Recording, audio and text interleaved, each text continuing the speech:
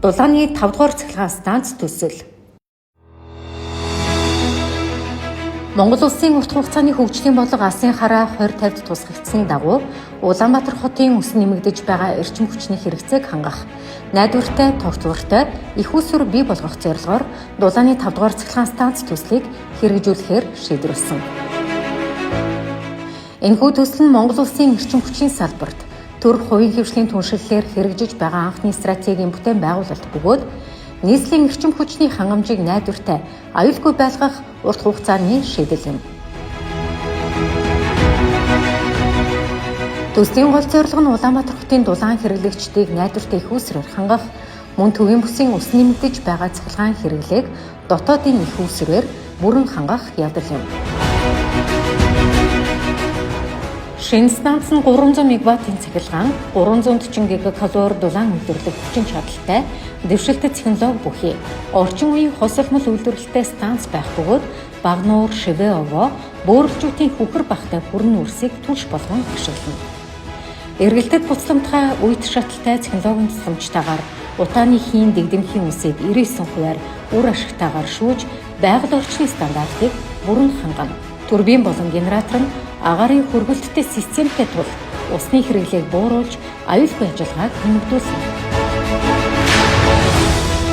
Шинэ станц ашиглалтанд орсноор 100 мянга гаруй айл өрхийг цахилгаанаар, 40 мянга гаруй айл өрхийг дулаанаар хангах боломж бүрдэнэ.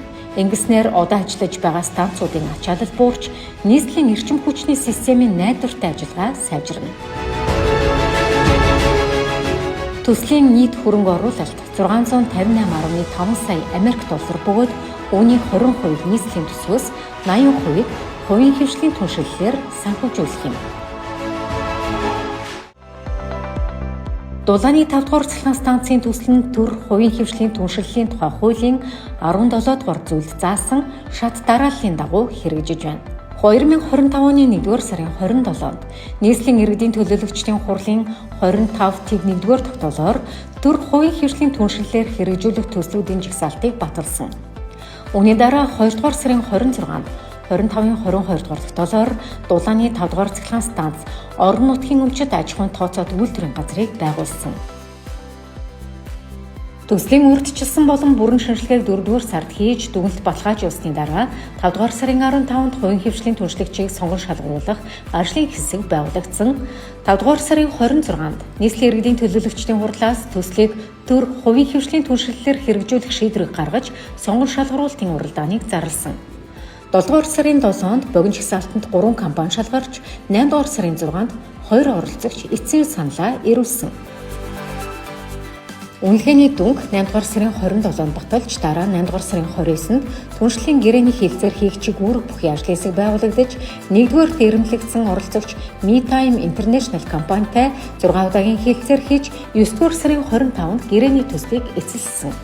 Улмаар 10 дугаар сарын 16-нд Монгол Улсын эрчим хүчний салбарт анх удаа төр хувийн хөгжлийн түншлэлээр барих Дулааны цахилгаан станц 5 төслийн түншлэлийн гэрээ байгуулах эрхийг нийслэлийн иргэдийн төлөөлөгчдийн хурлаар баталсан нь энэ төслийн түүхэн үе шатны чухал амжилт байлаа.